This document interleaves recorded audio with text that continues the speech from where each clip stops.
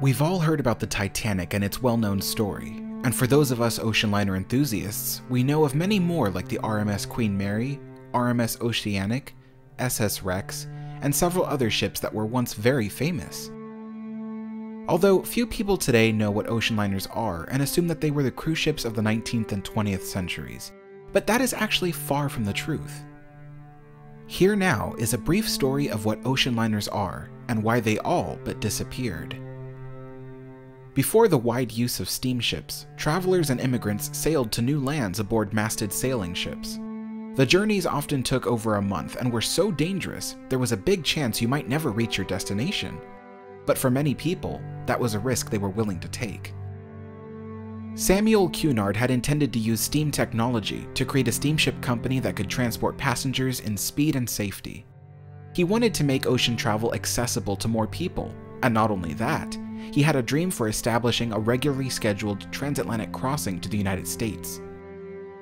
Up until then, there were no regularly scheduled crossings. You booked whichever sailing ship was available, and only God could determine your arrival date.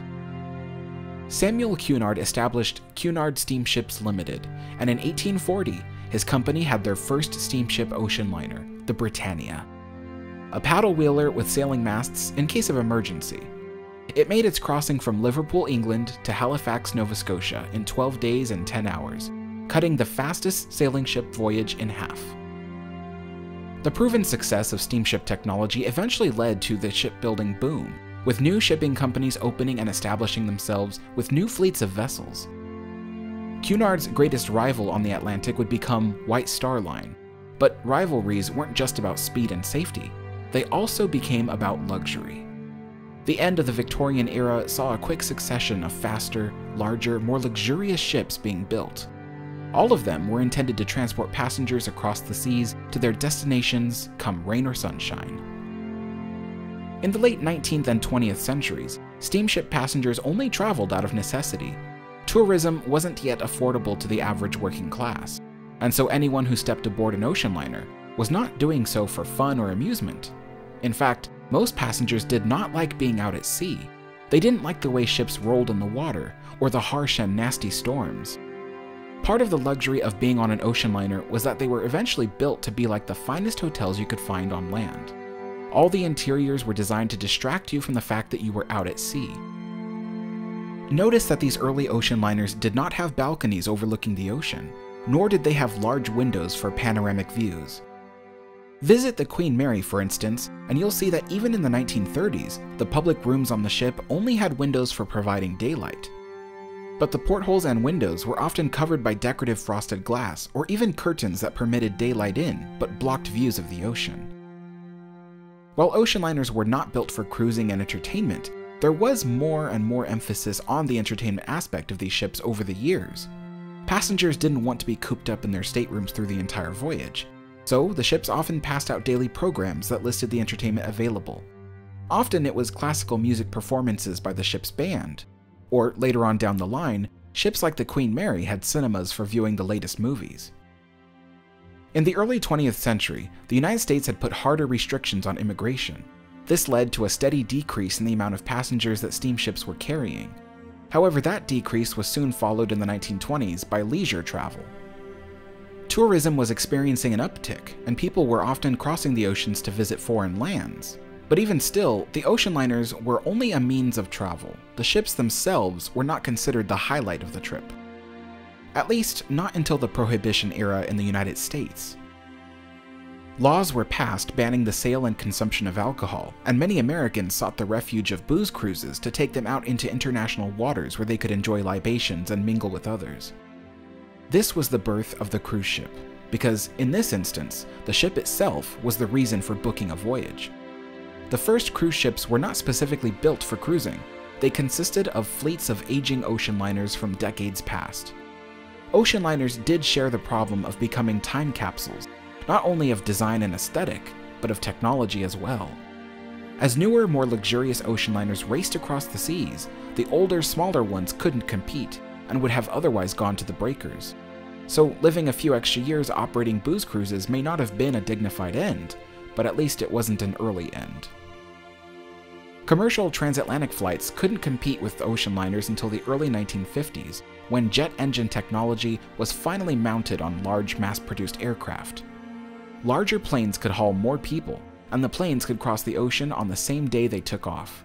This became a major selling point for air travel, because, again, most people traveling by ocean liner were doing so by necessity, not for leisure.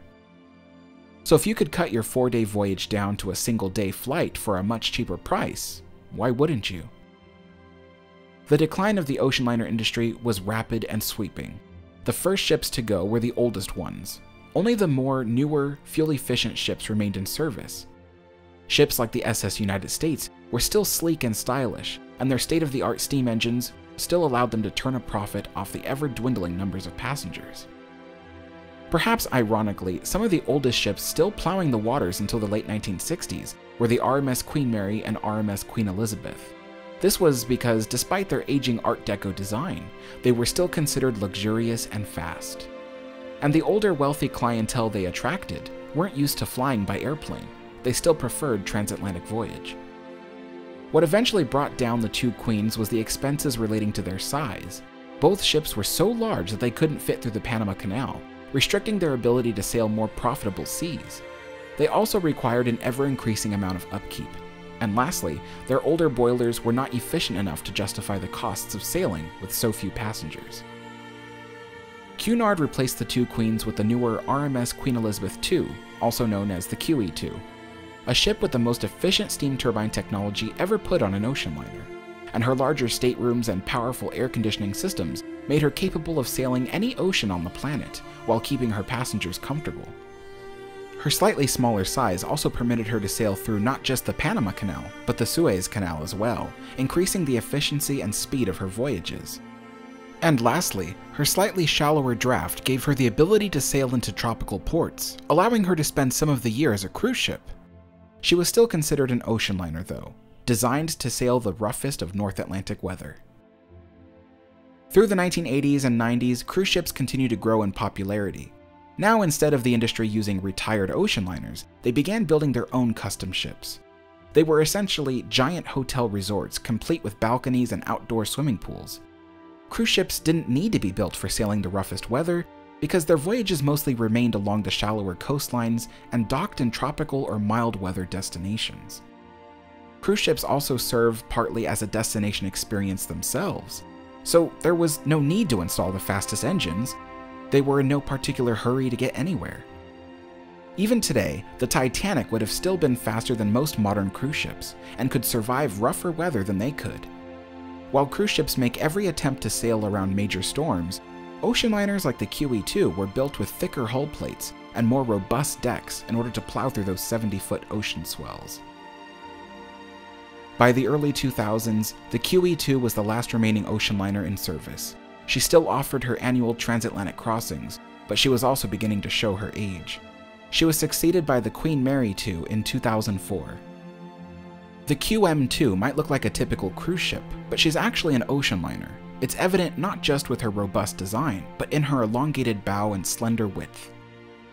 The Queen Mary II does cruising most of the year, but does an annual transatlantic run, carrying on the tradition of her predecessors spanning almost 200 years. She is the last remaining ocean liner in service, and might end up being the last one ever to be built. From the Britannia in the year 1840 to the Queen Mary II of modern day, the ocean liner legacy as we have come to know it begins and ends with Cunard.